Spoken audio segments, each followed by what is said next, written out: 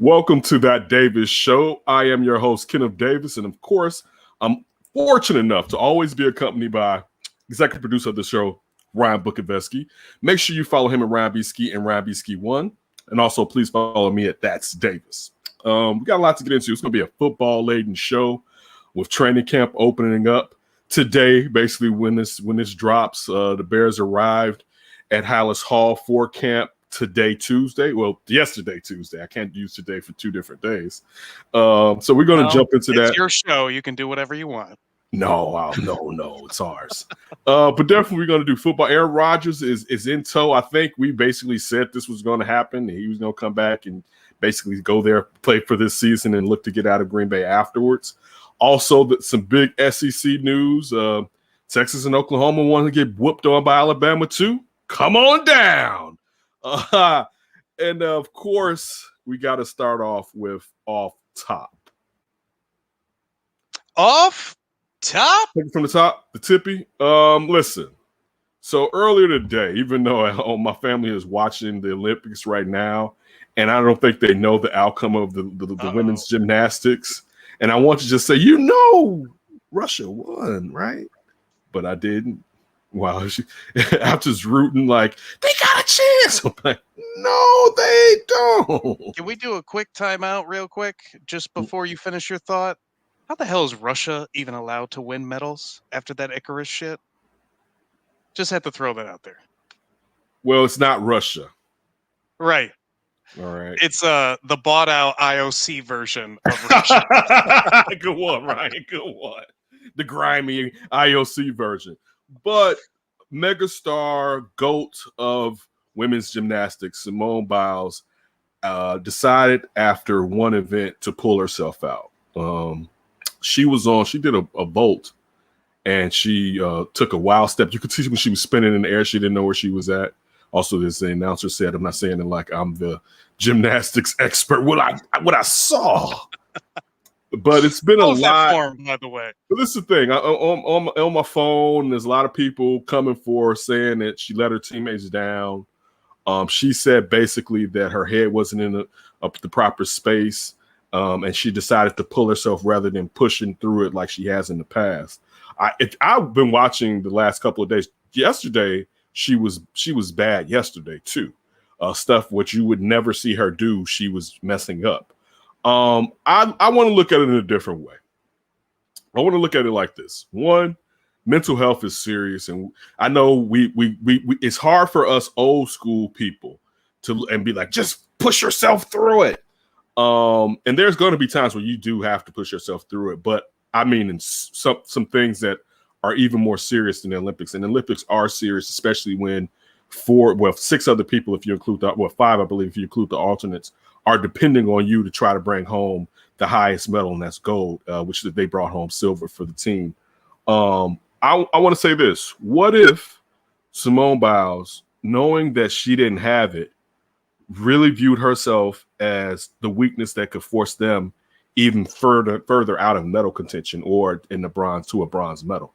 What if she was sacrificing herself because she knew that she didn't have it and she was going to go out there and lay a dud, and it was going to harm those girls who majority of them, it's their first time. It's only Simone and another young lady that's an alternate that are the older gymnasts from the past Olympics. There's 4 girls who are newbies on this team, and she didn't want to hurt them. So I want to view it through that lens, then view it as she quit on her team. But this is interesting. Where do we go in this new world in these situations like Naomi Osaka, where people in some ways say, well, you can't have your cake and eat it too. As far as you can't have the adulation, the praise, the wealth, but the other stuff that comes with it, like talking to the media, like you can't separate the two. It's just not how this was built. But I guess some people are saying that they will, and they have. And I think that's the way we're looking at it. But anytime you're talking about any mental situation, you got to be real leery about how you're coming down on somebody. And I don't know what the young lady was going through. Also, let's check her track record. I mean, this hasn't been something that she's done in the past. Also, factor in that she came out and said that she too had been assaulted by the doctor who, the Michigan State doctor, I believe, that was also doing the Olympics physician, that she had hid it and suppressed it basically until she really told that she came forward and said that she too was assaulted. You know what I'm saying? Like, you just don't know what someone's headspace may be. But this young lady has been at the tippy top, is the greatest gymnast ever. I don't think we should pile on her because her track record is way too decorated.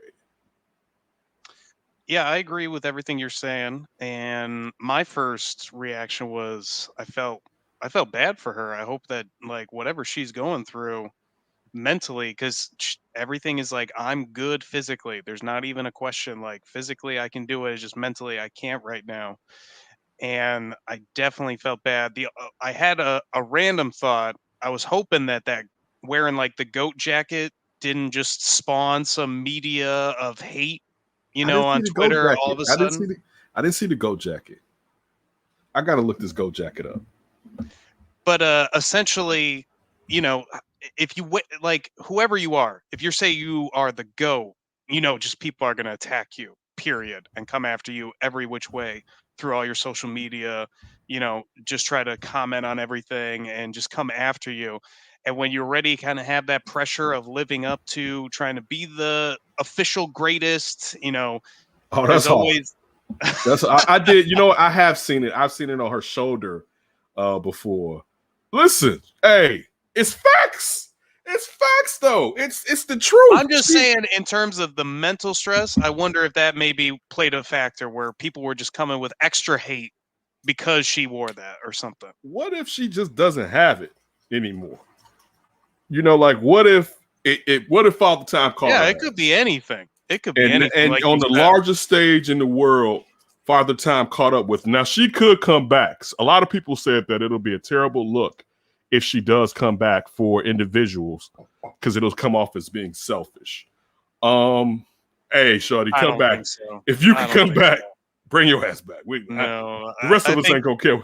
We like those gold. I think being selfish would be trying to get the gold as many opportunities as you can, and she chose to not go after a gold. I don't think she's trying to be selfish. I don't buy that one. But yeah, so I wish her the best with whatever decision that she decides, but we have to be leery and cautious, even if we don't want to. I know a lot of you guys hate this PC world, which to me, it doesn't bother me that much. But you need to be cautious when you talk about someone's mental health, because you don't know. You don't know what they're going it could through. Be anything. And you don't know what they've been through, and you don't know how it's affecting them now. So just be a little bit hands off when it comes to that situation. I get it. It looks bad to a degree, but have some empathy. I think that's what I'm really trying to get to. Have some empathy. All right, stop. Like, life's too short for all that. Like, we're gonna be dead one day, man. She already got like 10,000 gold medals already, right? Like, just relax, man. Hopefully she gets more. Come back. Life's too stressed out. Life's too individual. Let's go. We can't have the Olympic Committee officially granted after being bought out, Russia winning the overall golds out here in gymnasts. Russia's floor game was whack. I was watching it yesterday, like, man. Probably the only thing they couldn't cheat at. That's why it looks so bad. My goodness. This is how you get down in Moscow? Right. No. Come on, let the rhythm hit them. All right. So moving along. The magnets under their feet are working. Listen, moving along. It's the beginning, and it's gonna be a long rush. As far as this season, we got a lot of football to dive into. And the Bears are opening up camp. Eddie Goldman's in the house. We made it. Anthony Miller is a Texan. All right. We got a little bit more about the Anthony Miller trade. Excuse me. The Bears traded Miller in a 7th-round pick to Houston in exchange for a 5th-round pick. Ryan Pace went on to say that it was amicable, that also he views the fact that he's hit in the 5th round as that 5th-round pick being an asset, and also that Anthony Miller told him and him and Matt Nagy, Ryan Pace and Matt Nagy, that he's going to make them proud as a Houston Texan and basically prove them right, in particular Ryan Pace for moving up to draft him in the second round. So again, I said it on the center that dropped yesterday. I wish Anthony Miller the best, man. He do nothing to anger me. But his time here is over, and the last 2 seasons he really didn't show us what he showed us in that first season.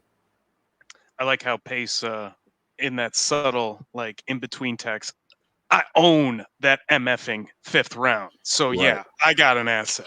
Listen, did you see on Pace's jacket on the back of it? It had a goat with the 5th round next to it. Yeah. Is a 5th round goat? I made sure to take it off right before the media room. The go ahead on the Bears helmet too. But we need that like Joe Ostrowski like picture of him hiding around the corner just with Yeah, the goat. I know exactly. But yeah, I'm starting to get excited. Even with the fact that Andy Dalton is the starting quarterback and not Justin Fields, I want to see young Tevin Jenkins. I want to see the Bears talked about scheming more for Khalil Mack. Yeah, this running game scheming supposedly.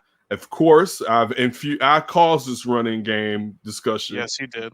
All right, in the and streets. It's continued on. It's continued. Listen, I know it's not the same. As I told you, I've coined a few terms in my day. As I told Matt Nagy today, they said, you said in an interview, aka the Under Center podcast, that Dave Montgomery's going to get 20 carries a game. See, I got to go back and watch it. I've been out the house. So I got to watch it to record tomorrow's Under Center. I gotta watch it. I saw on Facebook people were hitting me up like, dude, they need Kenneth Davidson. Is like, and shout out to the people on Facebook that said that I need to be in there interviewing Matt Nagy. Yeah, why weren't you in Lake Forest today? I know. I appreciate that, Priest, and everybody that commented on that. I was going to send it to our group chat, but I try to be humble, and I was like, I don't know if this is technically going to be humble or not. Interesting. So I don't want to send the picture of the priest in fear of losing my humility. No, it's one of the people that I met through Facebook through doing this stuff, and also being on the Tape Never Lies Network. He posted it. HL Priest. He posted it, and then people commented on it like, "Yeah, Ken would have been up." And I appreciate that, y'all. Good looking out. But still, getting back to the Bears. Enough about me. It's not about me. I apologize for going. And we should really quickly say they signed Justin Hardy, a wide receiver, Jesse James at tight end. So I guess that's the roster there for you. Oh, I guess that changes nothing. Right. Now they need another corner. Yeah, that's going to be like someone asked. I was on What's Up Cuz with Jason and Lance Irvin. Jason writes for the Chicago Crusader, and Lance is the head coach of Chicago State basketball. I was on this show last night, and Lance asked me about the cornerback situation. And I told him I don't have an answer for you because it's something to be concerned about, especially it's compounded, I should say, by the fact that you don't know what type of player you're getting in Eddie Jackson. Gibson on the other side played well. He showed, coming from Houston, he showed out to me last year. Cal Fuller was separating the man from the ball like a beast last season. And Jalen Johnson with 15 breakups, no interceptions. I love the fact that he has amnesia, but the fact that you don't know who's going to be playing opposite of Jalen Johnson should give you some pause. You better pray that front seven is causing that quarterback to get rid of that ball early and giving those DBs some gimmies instead of them having to stick to their to their opponent is what you better be most concerned about. Because I guess it's going to shake out in training camp. We know that Kendall Vildor has been raved about, but can he take that next step? You have Trufant coming over that wasn't healthy last year in Detroit. I believe Trey Robinson is somewhere around there. You know what I'm saying? When he came from the CFL and then he got hurt, I believe he's somewhere in that building, but it's definitely going to be interesting. I want to see what Robert Quinn brings to this, but Eddie Goldman, who initially we took for granted that he was going to be back, but then it was like, where the hell is Eddie at? And Matt Nagy was like, I didn't excuse that ish, which lets you know it was real when he said that. But Eddie Goldman's in the building. Ryan Pace says he's looking good. Roquan Smith commented on the fact that he gets double teamed. I mean, when you're talking about Roquan and Danny Trevathan being easier for both of them to fly around. You're talking about Akeem Hicks and Bilal Nichols. It's going to be harder for you to sit there and double on Akeem Hicks when you got Eddie Goldman sitting there right next to him. I hope this defense can get turnovers. I hope Sean Desai can help this defense play closer to 2018. I can't. You'll never get that many turnovers again, probably. You know what I'm saying? But still be as stout and aggressive as they were in 2018. If you have that defense playing like that and rewarding this offense with extra shots at it, you can have a decent season here in Chicago. If you for real, if that defense plays like that and the Bears run the football, they go hand in hand. If Matt Nagy can pull back from his ego and really take what Bill Lazor showed him at the end of last year and add that to his game, add that rhythm to his offensive play calling, the Bears would be cooking with gas here in the NFC Central. I mean, the only thing, we almost had him out, but he's back. It was like, man, that Jordan Love and Kirk Cousins division, you know what I'm saying? The Jared Goff, we out here, we on that ass. And now it's like, damn it, Erod is back, which we'll definitely dive into that. But yeah, what with Bears training camp opening up, what are you looking forward to, Ryan? Well, cornerback would be up there for sure on defense. And I think maybe there could be some hope. We'll see if maybe some of these young players coming into the league push out maybe a couple veterans that you could potentially get when the big cuts happen. And maybe the Bears could still pick up a veteran type free agent cornerback that'd be worthwhile to pick up, at least as like a good depth move, because they really, you said it, like it's not just who's opposite Jalen Johnson. What happens if Jalen Johnson, who's been hurt basically every year for the last 4 or 5 years, including college, what if he goes down? And then you're down to Trufant, Vildor, and I guess Morgan in the slot. You don't really have any depth beyond that. So they got to make sure that they at least add enough, even if it's through some young players developmental wise. But that's definitely an area of concern for me. And, with that uncertainty of Eddie Jackson, like you said, hopefully the Sean Desai, Vic Fangio, new takeover, or at least Sean Desai using the analytics, get some of these guys in better positions to make plays. But beyond that, I think offensive line is really big for me. I mean, regardless of who the starter is at quarterback, if Tevin Jenkins is no good at left tackle to start out because he's a rookie, are you in trouble? Are you in big trouble as an offense? I guess Wilkinson, you got to put Wilkinson in there then. Yeah. But then you're also relying on, the health of your interior. Can they play well together? James Daniels, Cody Whitehair. And James Daniels was balling before he got hurt last year. Yes, he was. I'm excited about him. He was playing with some physicality last year before that's the type of guard you want pulling in the run behind. How he was moving out there. He was imposing his will on some defenders last year. I think the interior is nice. As you said, the Tevin Jenkins is a concern. Going back to the Jalen Johnson thing, it's also reminiscent of Anthony Miller's shoulder injuries, which kept reoccurring.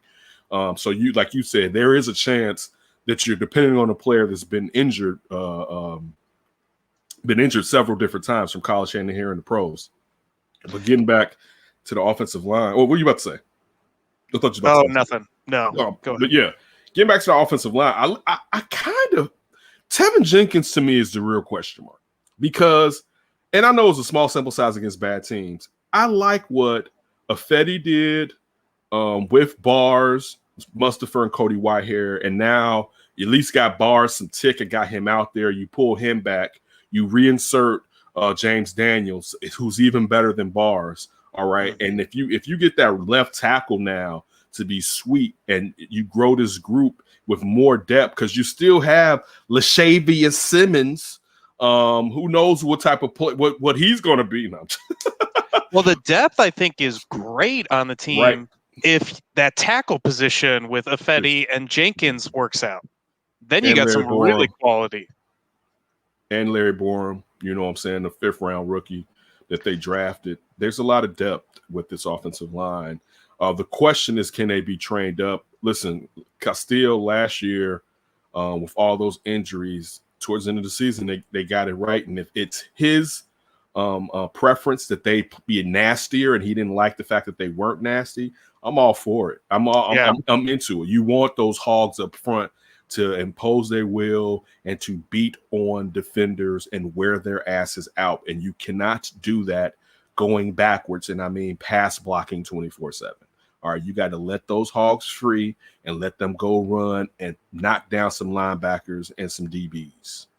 Yeah, and part of the run game improvement will be more physicality at the point of attack. That's something we've been questioning for a while now here, probably since 2018. They got to have more of that edge in the running game. But also, too, huge for me is they don't need to be this great downfield passing team, but they've got to figure out a way to make that an element, whether that's through play action or the strengths of Andy Dalton and the offensive line mixed together, whatever it is. They've got to be able to this Mitch Trubisky 10 yards or less thing and keeping everything like horizontal versus vertical. That's not going to work even with a good run game. So they need to have a balance of that run game, like you're talking about, with some kind of element of deep threat. Nagy says he wants the verticality. All right. So again, will it happen? But that's what he wants. He wants the verticality that you couldn't get. Mitch's arm was strong enough, but the accuracy wasn't there. And yeah, now you sit there, you have Andy Dalton, all right, and then you have Justin Fields, who we know has a cannon and is a nice deep passer. It's all on Nagy. I mean, that's just the truth of the matter. This is all the groceries have been bought. There's some nice meat in there as far as premium chops. All right, like you have nice ingredients. You have saffron. You have some stuff in that bag. All right, but you have to make sure that you put that meal together, and that's what we're waiting to see. We haven't seen it since 2018 when the league didn't know what you were going to do, And once that tape got out, this offense hasn't been the same, and it wasn't world beaters in 2018, But still, you had a coach which people didn't know necessarily what his play calling was going to be, or necessarily how he was going to implement his scheme continuously. And now everyone knows. So it's on Nagy, man. I mean, that's just the truth of the matter. You know what I'm saying? Ryan Pace, and I'm not just saying I'm absolving him of everything, but he came out of this draft sparkling. You know what I'm saying? And now it's on the coach to show that produce man. All right, I got the ingredients, and I'm about to cook a Michelin star meal right here, and that's what we're waiting for. I mean, and I think he accepts that challenge, and I hope that he's found a way within himself to really self-evaluate and know his weaknesses, and really, I would say, source those jobs out. You don't have to tell us, or lean heavier on people for those. For assisting you in that in those weaknesses. I totally agree, and I'm just looking forward to all the preseason games. I mean, the Bears are really interesting this year going into the season, and I don't think we can say that every single year of training camp, especially the last two. It seems like there hasn't been many position battles, and everyone's kind of like set in their piece and their role within the team. And we're just kind of waiting to fast forward to the regular season. I mean, we obviously got the quarterback battle, but there's a lot of competition just for role spots, starter spots. And we talked about with corner. Tevin Jenkins, he's the left tackle right now, but if he's just terrible, all of a sudden that becomes a position battle throughout preseason. I mean, I think that's going to be a lot to watch in these games, and really just maybe not necessarily know about the team, because you can't read too much into preseason games, but just get an idea more of the overall talent within this team. I agree. All right, still staying within NFC North. Mama, there goes that man, and he's in flip-flops. He's in flops. A-Rod arrived. Arrived in Green Bay after him and the Packers came to a compromise that basically this would be his last year. I know the Packers are spinning it as far as hopefully after this year he will want to continue to stay here, but if he does not, they will assist him in leaving, aka we will get some compensation. If he is traded away, he will not be a free agent. Quick T, that's just a bunch of BS, right? They don't actually want him to come back for another year. No, well, think about this. No, that you're right. But let's not forget they did offer him a 2-year extension. All right, but I'm with you. They prefer for him to leave, so because you got to do Jordan Love before. I mean, definitely before the year 5 you have option, to do it. Year 3 would be when you would want Jordan which would be Love. next season. Exactly. Year 3 is when you would want Jordan. 2 years is enough. 2 years is more than enough, and it's weird in this new NFL for a rookie quarterback that you went up to draft. All right, like that's different, But it's the same situation they did with Aaron Rodgers and with Brett Favre. Even though Brett Favre every year was talking about retiring, So the Packers finally got fed up and was like, all right, we got this kid. We see what he can do. We see what he can do in practice. We're ready to move on from you because we're tired of you basically holding our feet to the fire every offseason and not letting us know which way you're going to go. We're ready versus to move now on. Packers, where the guy pushing clearly the guy wants to play long into his 40s. Get your ass we out want of to here. trade up for a quarterback. Screw you. Right. But you know what? I never thought about it like this. Maybe they viewed it like this. With their financial restraints, right? Perhaps if we get out of paying the mega quarterback and get on the rookie quarterback deal, we'll be able to put some players around this quarterback to really help him. Unlike what we can do with Aaron Rodgers, since the Packers really don't wade deeply into free agency outside of the year before last year when they went out and got those defensive players on the Smith brothers and stuff on that defense. But listen, Aaron Rodgers is back. One thing with that though, boy, it's a really nice plan when you don't get a giant turd at quarterback in terms of how they play, and that's no comment towards Jordan Love. It just you never know how these rookie quarterbacks are going to be on that rookie deal, and if it works, it's great. But if it's like Mitch Trubisky, where it's like you're never going to put enough pieces around this guy to make it a Super Bowl contender, that's a huge risk by the Packers to play. But I mean, you got to do some of that. I bet you Jordan Love would be better than Mitchell Trubisky. Probably, I would think so. And I'm only saying that really because of the coaching staff around him. Yeah, that's what I mean. I think right now, if you had to choose between Matt LaFleur and Matt Nagy, you would choose Matt LaFleur. And I mean, that's based off of really Aaron Rodgers' play, but them coming to a Vulcan mind meld during the pandemic and structuring that playbook with the stuff that Aaron Rodgers really enjoyed and benefited from. So I would say that as far as I would take Jordan Love over Mitch, and that's just all potential, even though clearly Green Bay doesn't think he's ready because they would have gotten rid of Aaron Rodgers if they really thought that Jordan Love was ready to suit. At least for Jordan Love, that bar is crazy low. Right. You don't have to jump too high to get across that bar. But now where we were sitting here thinking, the division is ours. Slow your roll, Bucko. Yeah. Aaron Rodgers, a Super Bowl contender in town. Right. They're now the Super Bowl contender is back. Yeah. And listen, but to be honest with you, I like to beat the man to beat a man, as Ric Flair would say. You know what I'm saying? Like I want to go into Lambeau and steal to snatch his heart out. You know what I'm saying? Like I don't want to be like. When is that first game? Because Justin Fields better be ready for that first game. We know Andy ain't packing him down. I don't want to sit there and talk about beating Jordan Love. I want to beat Aaron Rodgers, then begin to beat Jordan Love. So Aaron Rodgers can get a taste of this on his way out of town. You know what I'm saying? So to me, it's great. October 17th, baby. Justin Fields, week 6. Let's go against Green Bay. That's about time. Week 6, I think it's going to be around the bye, but week 6 will be right. If he sits 5 games, I think it'd benefit him. If he sits 5, and that's a home game against the Packers. Yeah. Imagine. Listen, this is what we need. I hate to say this to Andy Dalton. We need Andy to start and get hurt, and Justin. But the Bears are down by 10, right? The Bears are down 10. Is this the week prior against the Raiders in Vegas? No. This is the Green Bay game. Okay. The Bears are down 10, right? Ooh. It's the second quarter, right? This game got out of hand quick, right? Aaron is looking spectacular.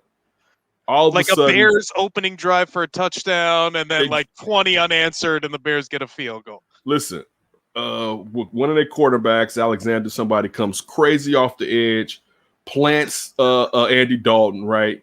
Andy Dalton injures himself, injures his shoulder or whatever.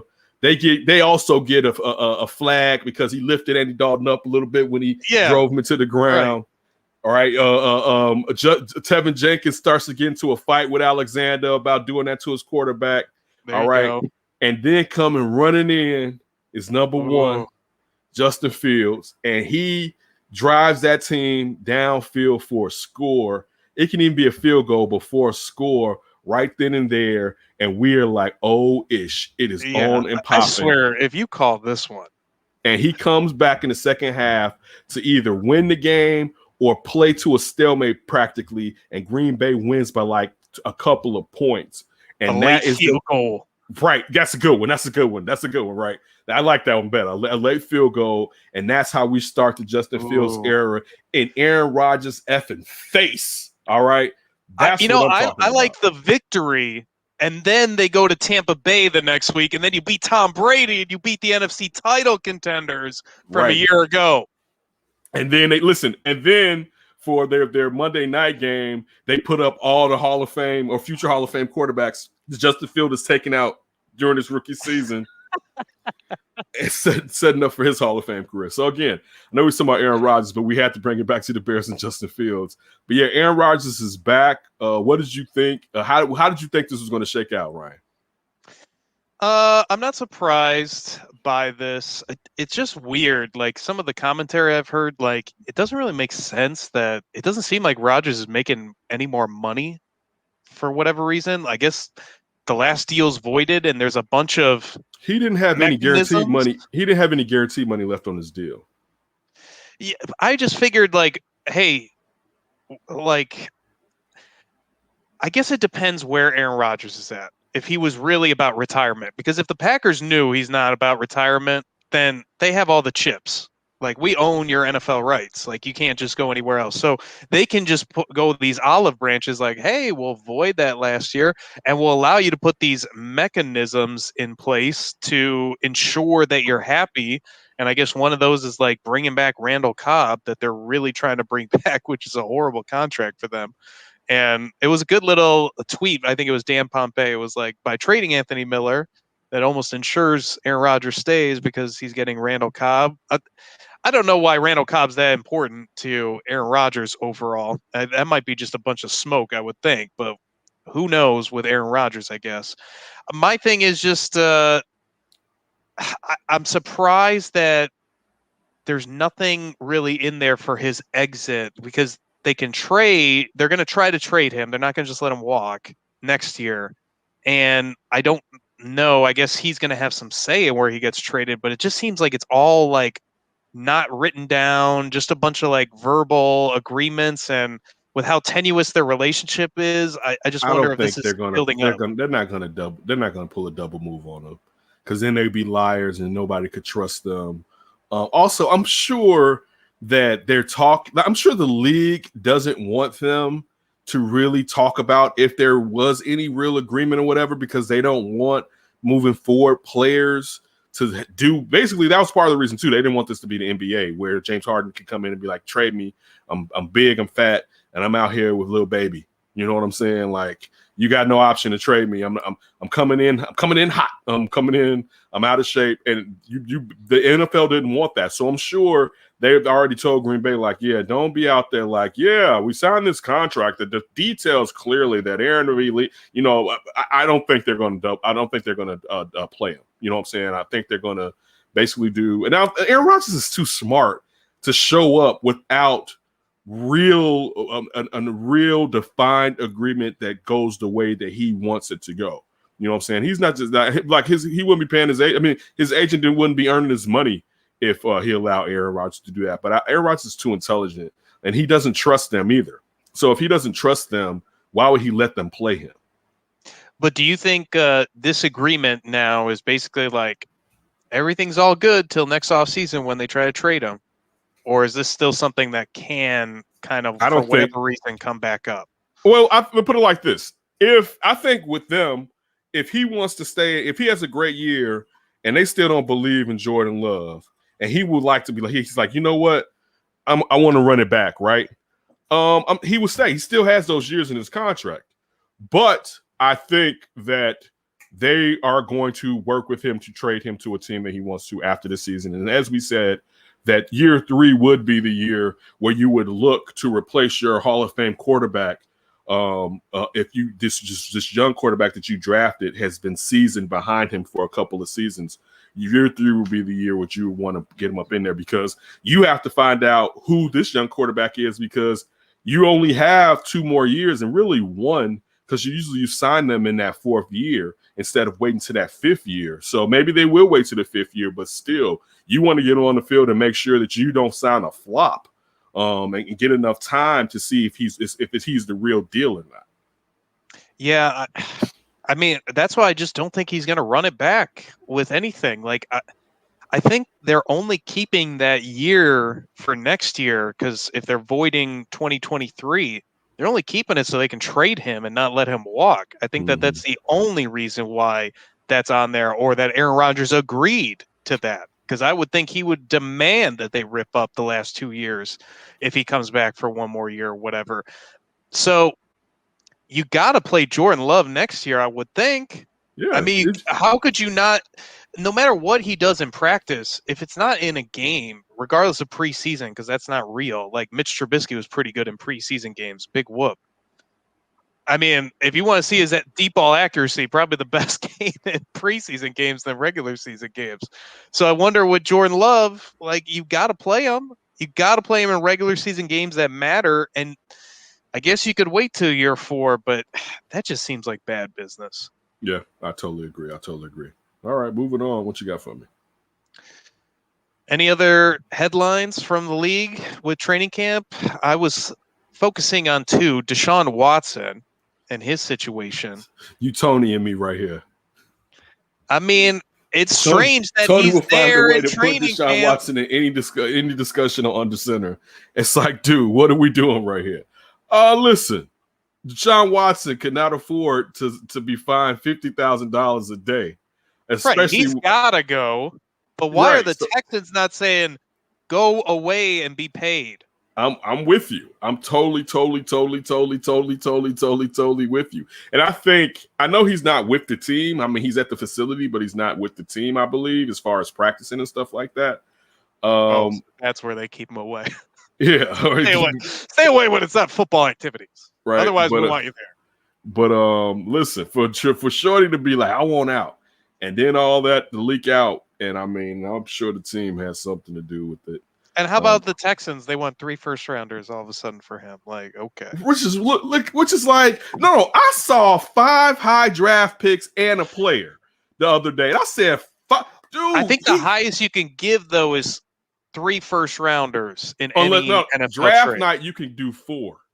Okay. Then that's draft night. That's it. Draft night, you can do 4. Look, y'all wilding. Shorty got too many cases coming against him. And I saw like 10 or 11 of those ladies went to go talk to the Houston police. So they're trying to make a criminal case. You know what I'm saying? And they're about to be deposed in the next couple of months. If it continues to go this way, the civil suit, he doesn't get deposed till February. It's not a chance in hell this dude is playing football. All right. Well, there is a precedent, if you will, I guess. Antonio Brown never got on the commissioner exempt list, and he played during a civil suit. I think everybody else that's been on the exempt list has seen criminal charges potentially. Okay, this is the problem with that. How many civil suits was AB fighting at that time? A handful, maybe. Okay, I think it was maybe like 3. Yeah, but about 3. This dude is fighting about 20 something. All right, you're right, and it's all the same story. I don't care if it's civil or not. This is a bad look for the league. You can't have this dude throwing touchdowns and doing this right with all that masseuse allegations on the line. All right, and unfortunately for those ladies, you know, if that man did that stuff, you can't have. It's just he has to sit his ass down. It's just the fact. Listen, and then who the hell is training him? That's what I was about to say right away. This is why I love having Justin Fields, because I don't have to say, man, that Deshaun Watson, I don't want it. But if they did it, like we are totally out of the Deshaun Watson scenario. We don't have to worry about it. He could go to Philadelphia's dirty ass fan base You gonna sit there and dude gonna come up there, man? You better hide your ladies. Dude, no, that dude, he's gonna be hard to root for, and that's like I didn't want a Ben Roethlisberger situation in my town. Not saying that any of these guys are on the up and up, but as far as when you hear stuff and then you have to think about it moving forward when they score touchdowns, but like to know the type of human being that person is. Look, and I don't know if Deshaun Watson did it or didn't do it, but I know that's too many people coming out with allegations against you with similar stories that are in the same profession. All right, like that's different right there. And Shorty, man, he needs to the league. Roger Goodell needs to put him on the exempt list. That's just if he can keep still collect his checks, but he has to get this case out the way. He needs to settle, which is still going to look bad. But I'll tell you this: whoever trades for him, if he comes and plays like he did last year, after a few years, a decent amount of those fans won't really be thinking about it. They'll be thinking about it, but they'll compartmentalize it, I guess I should say. Yeah, it's a pretty crazy. Like, I mean, what is he? If he's not top 5, he's easily top 10. He was top 5 last year. Like, all right, he was top 5. He was a top 5, and he's 24, right? Or a little bit older, 26. Yeah, like, right. But I mean, young, one of the better quarterbacks in the league. You know, he balls. He's tough as nails.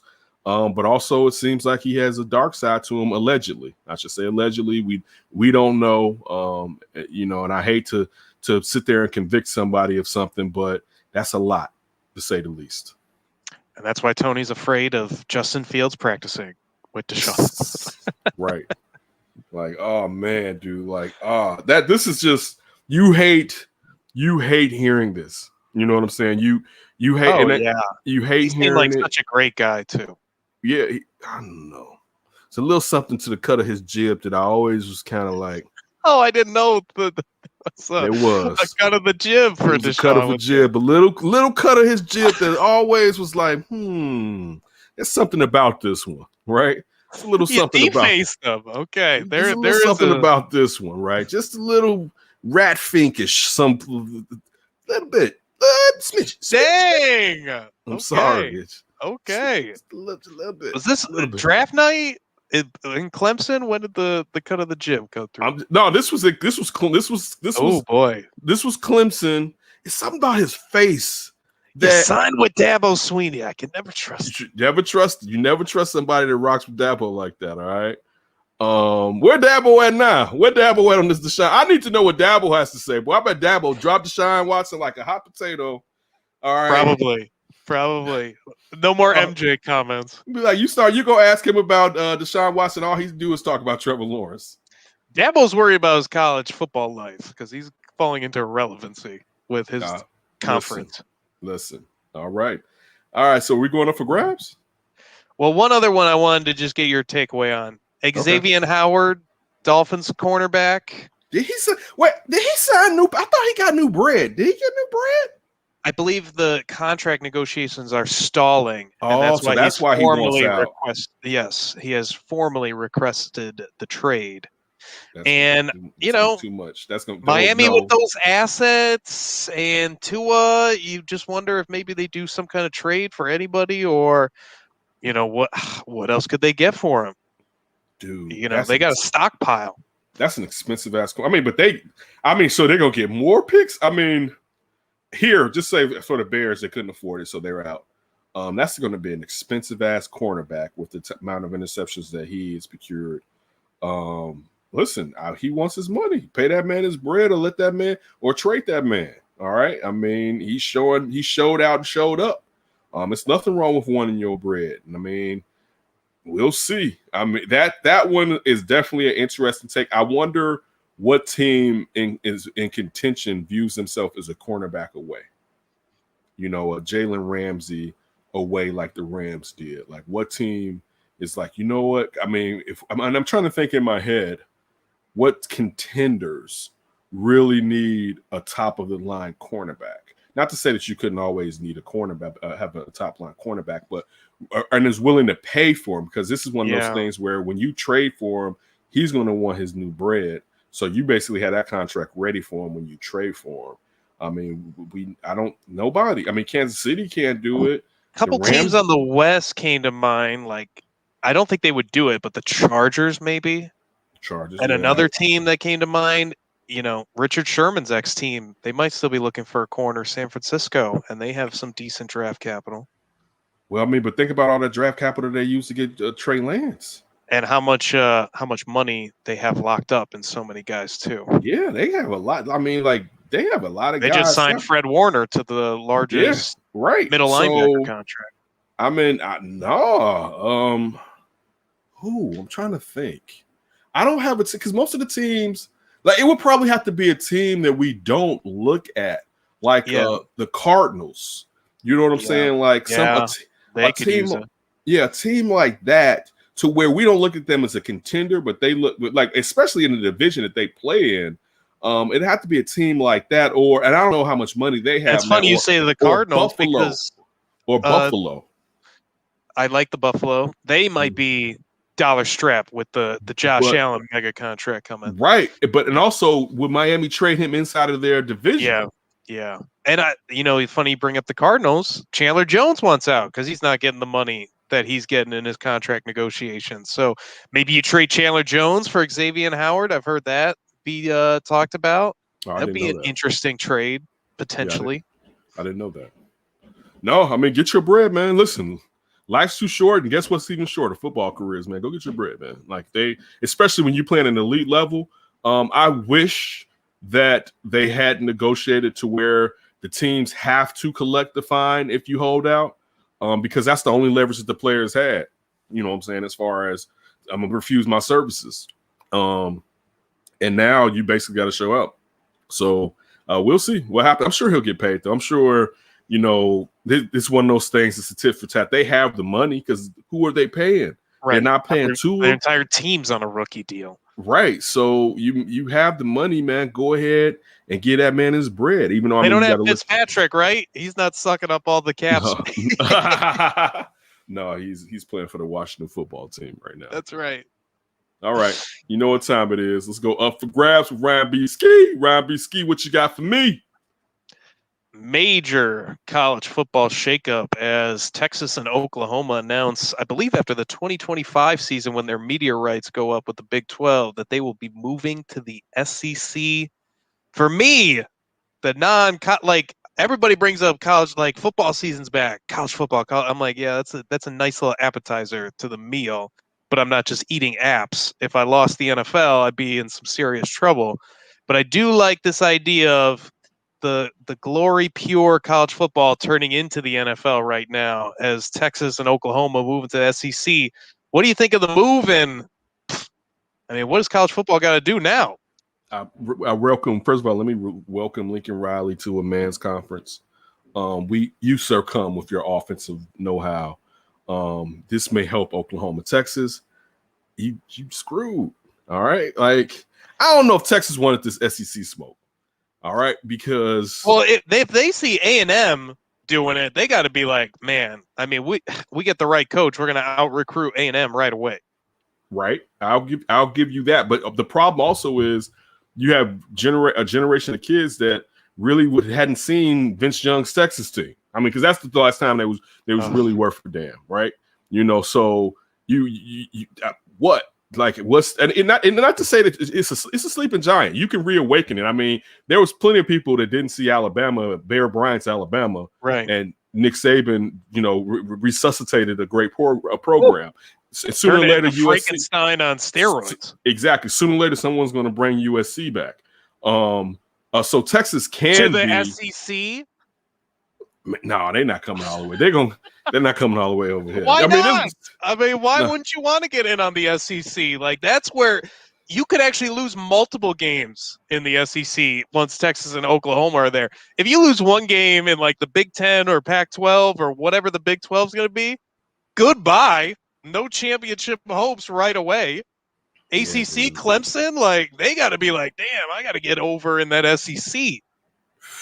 Dude, this is sweet. I mean, know. I love it. This is so.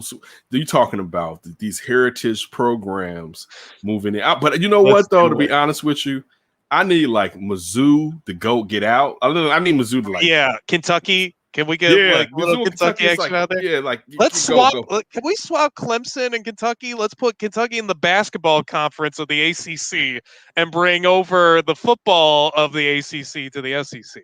Well, you saw that Jay Billis was saying that the ACC and the SEC should combine because of the geographical rivalries, but also you'd have that basketball in the wintertime. All right, when that football is gone, and the amount of revenue that you generate would be crazy. And then you would have then Dabo will have to play with men during the college season instead of playing against boys. Maybe Florida State. Maybe, and the Florida State ain't been good, right? Like a total since Jimbo Fisher left them, dropped them like a hot potato for that oil money down in Texas A&M. Right, not even the Premier Texas. Right, like so but then I would love to see, hopefully, because I heard somebody talking about Florida State coming. I would love if somebody would stay at Florida State and bring back my Florida State and my youth. I know Bobby Bowden has terminal pancreatic cancer. We wish him the best. Yeah. But bring Florida back State that and Miami, though. Like if you threw in the ACC with the SEC and they got brought back with Texas and Oklahoma, woo, baby! Dog, think about this.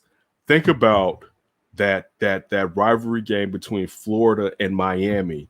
All right, that you would get in the SEC. Right, they would have to have a game every year, just like because Oklahoma and Texas is playing every year. Like, listen, we're coming to we're a package deal. All right, we play every year. That's still gonna go down here or whatever. Right. Like, dude, this is gonna be so delicious.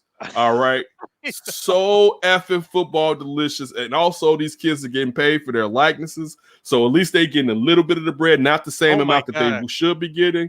This is about to be crazy. You have Bryce Young down there at Alabama is going to collect almost $2 million this upcoming season. Nick Saban said, man, listen, this is a good year for college football, if you man. Are a college football fan of anyone besides the SEC and old school in your tradition, your world is on fire right now.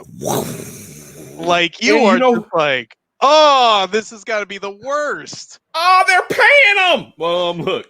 SEC forever. SEC, ooh, that should be on the shirt. This is going to help the Big Ten too, because they're going to get some of these stragglers. You know what I'm saying? Like they're going to trade some of these stragglers when Ohio State goes to the SEC. I'm just saying, listen, Iowa State, come on down, right? Like, actually, there's reports already that the Big Ten nixed Kansas and Iowa State already. Really? Yeah. It's like, no. They listen, they wrong. We want that Kansas basketball. Y'all bogus for that. We want that. Y'all scared. They just don't want they like no, Illinois, Ohio State, you know what I'm saying? It was like, we don't want that Jayhawk up in here taking all our damn players away from us. Dude, I can't wait to see how they screw the NCAA and just get rid of it. Right. Listen, where's the NCAA going to be collecting their money from in the next 5 years? Right. Because once these conferences the SEC moves out as we're the new once they have these three super conferences, we make our own rules. These players are getting paid. The NCAA is there to basically stop players from getting paid, and the players are getting paid. And that's the crazy part. You could have paid them and kept some of your bread. All right, you could have kept some. Too gluttonous. Right. Damn it. Share. Sometimes it's better to share, and it gives you time to figure out how to finagle some of that money back long term. You got to go with the and there's always revenue streams in the future. That's how it works. Right. The fact that you was so dogged about they can't get paid because we're spending it for ourselves. Like, dude, man, what you never check the temperature in the room? Like, for a decade now, it's flipped, right? A decade. Anybody that was like, don't pay the players is basically like, I think it's time to pay the players. And you still didn't think, you know what, we need to get ahead of this. You know what I'm saying? We need to figure out, all right? First of all, okay, these people right here, these 5,000 employees, we don't need them. All right, we're gonna cut. They're gonna give this is gonna be some of the money going to those players, right here. All right, Sammy, Dan, and then the other 498,000 of these mugs. They're gone. All right, they're out. All right, like you could have gotten ahead of this and still kept some bread for yourself. There's a chance that you're gonna really, really, really get kicked out. All right, with all these conferences taking control and telling you go screw yourself. Man, that SEC schedule. I can't wait to see that thing in 2025. It's going to be crazy. It's going to be, dude. Oklahoma taking Alabama. You got Georgia, Texas, Florida, all these. Oh, just down the list. Dude, listen, Oklahoma's a team I look forward to because they're going to have to learn how to play a different style. Like that Big 12, no defense. You're going to have to learn how to play some defense here. Especially in the SEC. You're going to have to learn to play some defense. And I can't wait to see how Lincoln Riley adjusts to that. You know what I'm saying? With his offensive and the styles, throws. like what if, he is just so mastermind offense that it turns into like him versus Nick Saban, the defense versus the offense. Right, dude. I can't. Oh my goodness. I can't wait. This will be fun. Sorry for anybody that it hurts. Sorry for the Big 12. We knew you well. Yeah, get all the SEC channels for 2025. That's the only ones I'll be watching when it comes to college football. Right. Like, listen, it should be. If this was like the end of the movie, you have that Twister song from like Coach Carter. Timothy, and then it'd be like the Big 12 went on to start working at a Piggly Wiggly. Right. Like, the Big 12 got completely dismantled and became part of college football Division II. Right, dude. The Big 12 now has all HBCU teams. Like, it's just, dude. It's nothing like seeing anarchy that really doesn't tear down something important to you. Now or something that's really valuable. Or go ahead. I need my Ohio State and USC to get itchy and antsy about joining the SEC. Man, that's too far for USC to be coming across the country, dog. That's too. Hey, the money. Hey, if you're the SEC, we need some money out on the West Coast. Let's get a hub, baby. They're going to get these damn Big 12 teams that are on the streets. That's only still Central Time Zone. They need that PST. TCU is out there selling his body, man. It's hard out here. Not enough of a brand. We keep standards here in the SEC. We're ready to start dumping some of these TCUs that we got. Baylor is turning tricks, man. Is your blood blue? Is your blood blue? Because otherwise you have no business being in the SEC. If you cut the man, is he blue? We only take blues here. Oh, man, the bluest of the blue bloods. All right, blue bloods with blue chips. That's all we do in the SEC. What you got? My last up for grabs. MLB Trade Deadline this Friday. Cubs are in sell mode. Sell.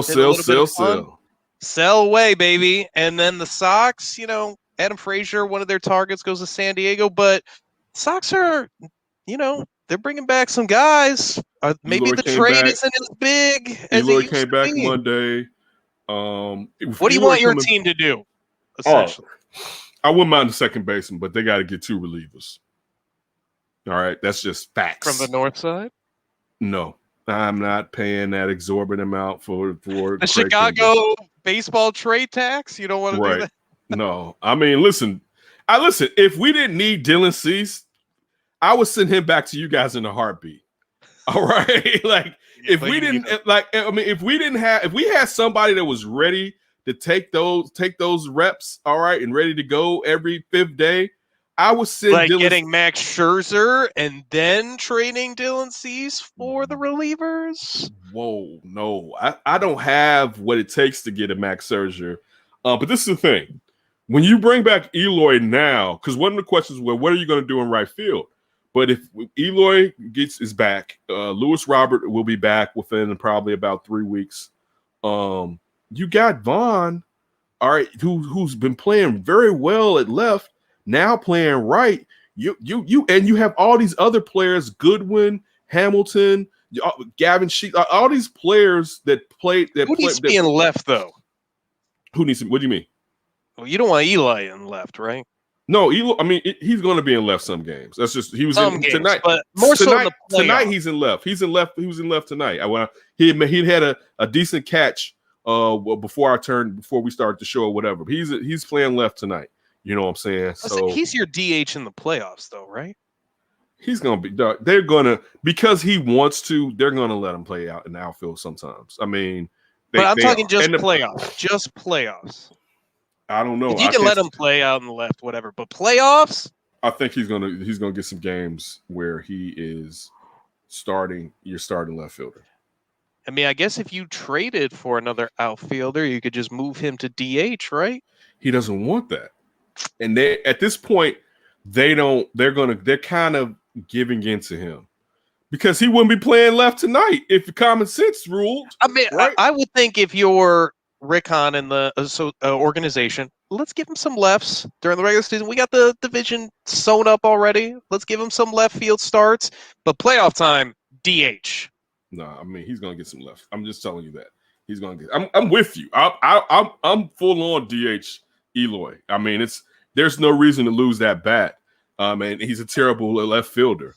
That's the part that kills me. My thing with the White Sox. Defense. Anything they can improve their defense overall improves all their chances of winning the World Series because I think they got everything else. My biggest concern about them in the playoffs right now, I guess besides the bullpen, would be their defense. So if you could just get an outfielder out there that you can really trust, you lose nothing offensively because Eloy's in the DH position. I love that. Even with that, you trust Vaughn right now. I mean, for him, but he's a right fielder. Yeah, I agree. But also, now all those guys that were sitting there that you were subbing in at center and at right, now you have one less spot. So, and they still need it back. You still have Billy Hamilton. You still have Goodwin. You know what I'm saying? You still have those guys, all right? But they're going to need it bats. But you basically have more depth now since you're top heavy with two studs in the outfield as far as one offensively, defensively, and Lewis Robert are returning right now. You basically made trades, in a way when you're bringing back this talent with the team that's ran away with this division. Yeah, I agree. I think if they could get honestly like a Jock Peterson type, I think that would be perfect. That would be straight. Listen, left fielder. I'm not worried about the outfield as much as second base. Listen, and it doesn't have to be like a super stud, but you need to bump Lurie Garcia back to real utility again, and you don't want to just use him and Danny Mendick all the time. I want a good, just a real decent second baseman, but you have to get two relievers. We're not even really trying, to be honest with you, because that bullpen is trash. Watching them in Milwaukee this weekend, trash. And they better get going because relievers are going right now. Right. It's a buyer's market, but like Kendall Graveman just was traded to the Astros today from the Mariners, and they're all upset. Get on. Listen, it's time.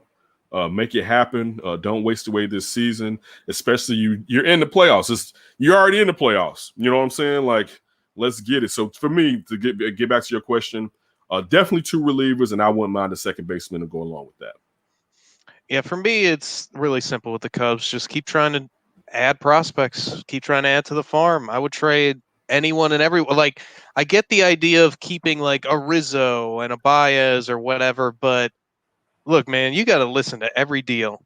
And if it's a really good deal, you got to consider. Like, the one guy I maybe don't touch as much is Javi, just because he's such an elite defender. He has plenty of power in that bat, and he does all the specialness. But like a guy like Chris Bryant, like we've talked about it, I would trade him and try to sign him in the offseason. That would be my plan if I was Jed. Totally. Get a haul and then just try to just beat 300 mil or whatever it takes to bring him in or whatever. And with Rizzo, trade him again, see if you can sign him again. Same thing. I'm with you. Everything's for sale right now. Because it doesn't look like this is going to be a quick reload. This is a rebuild. You sat there, you let what's his name walk. What's the name with the Schwarber? Schwarber. You let Schwarber walk. It's time now, man. And It's if someone dead. gave you a freaky deal for Javi, I would definitely listen to that too. If the prospects are crazy, I'm with you. If the Right. prospects are It's crazy, got to be crazy. But but I that's what mean, you're hoping for with Kimbrel. You're hoping you can get something crazy for him. You're hoping Tapera can get you at least what Chafin got you, which was, maybe not a great prospect, but a guy that can potentially start helping you right away and has some ability that at least has some upside for a young player. Maybe not going to be an all-star or anything crazy, superstar, but you also want to build this St. Louis model of having a lot of guys that come in and they contribute even if they're not superstars. And then eventually you hit on a superstar and now your team's really going. the only problem is the lack of control time with giving you back premium prospects. Like in all fairness, this stuff should have been done last season. You know what I'm I saying? think the problem was just the COVID season. I think they would have been more into that, but with COVID and how it just paused and stopped everything, and I can agree with that. I But think it that should have. caused a huge problem for them. You knew what was coming down, and the chances. They negotiate with these players and their agents. Excuse me. You knew the chances of where you're going to be able to sign them or where you're not going to be able to sign them. And with the amount of control that you had, you could have gotten back a premium prospect in every trade, one at least premium prospect. And then you could have filler prospects that you could view as perhaps being guys with tools that you think you can accentuate down the line. But now you're in a situation where Kimbrel's the only one that you could trade to a team, and the team can say, well, you know what? I can use you this year, and if it doesn't work, I can trade you in the offseason to get something back, or I at least have you for another year. Everybody else is a rental. Well, the one good thing in terms of the rental, because I'm with you, they're not going to get the premium like you would Kimbrel. But if it depends how much smoke is going on, because if teams are really this interested in Chris Bryant, like there's a ton of teams that have checked in on him. You might be able to just drive up a small market price, even though he's a rental. If enough teams are interested, maybe you get a prospect or two that you weren't expecting just because teams become a little bit more desperate trying to get that said player that puts them over the top. Yeah, definitely. Perhaps. I won't rule against it, but I would think that it would get if it gets too high, teams would just go look at another player to be the most likely. Player. But that's why I like that the Cubs have been sell mode like right away. Like I feel like the Nationals are trying to get in on that right now, where it's like, yo, teams are starting to bid. They're starting to go after the guys and try to separate themselves because there's a lot of interesting playoff races across baseball. I agree. I totally agree. All right. We always appreciate a great show, Ryan. As you always know, take care of yourself. Take care of your mental health. And I'm not even just saying that being facetious. I'm being real, and check in on your weak homies and your strong homies because we all need it.